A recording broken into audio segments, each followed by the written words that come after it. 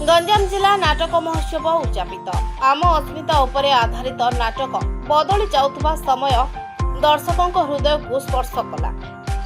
आज आम आधुनिकतार शीर्ष में पहुंची जाइछे सत हेले आम परंपरा और संस्कृति लिभि गलानी।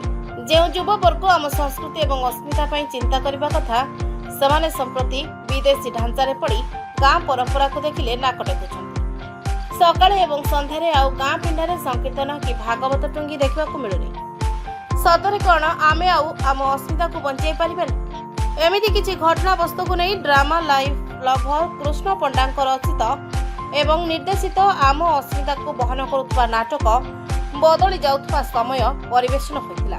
गंजाम जिला कलाकार संघ द्वारा आयोजित प्रथम गंजाम जिला स्तरीय नाटक महोत्सवर उद्यापनी संध्यारे नालंदा श्री महाविद्यालय अध्यक्ष कालीचरण साहू मुख्य अतिथि भाव जोग देथिबा बेले प्रदीप प्रज्वलन करथिबा बेले ब्रह्मपुर महानगर निगम ward number 26 corporator Dhiresh Raut, Odisha नाट्य संघर उपसभापति भवानी शंकर मिश्र, वस्तुविद डॉक्टर सन्यासी महाराणा, विशिष्ट अभिनेता प्रशांत महाराणा एवं गंगाधर दास प्रमुख सम्मानित अतिथि भाव जोग देथिले।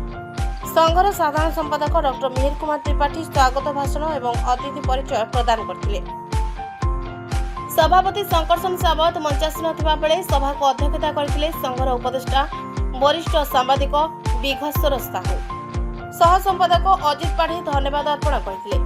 तापस पाणिग्राही एवं सुनंदा रानी साहू सांस्कृतिक कार्यक्रम संयोजन करथिबा बेले उपदेष्टा स्वर्णप्रभा पाढ़ी, नाट्यकार त्रिपति नायक, दुर्गा प्रसाद आचार्य, नाट्य प्रदीप मदन मिश्र, प्रचार प्रसार संपादक तथा वरिष्ठ सांबादिक सुदीप कुमार साहू, मनोज दंडपाठ, गिरिजाशंकर दास, कैलाश चंद्र पाणिग्राही, रवींद्र कुमार नायक, सरोज कुमार पारिक, विनायक होता, संदीपक पट्टनायक, सदस्य अरुण कुमार शतपथी, आईन परामर्शदाता विघस्वर नायक प्रमुख सहयोग करथिले।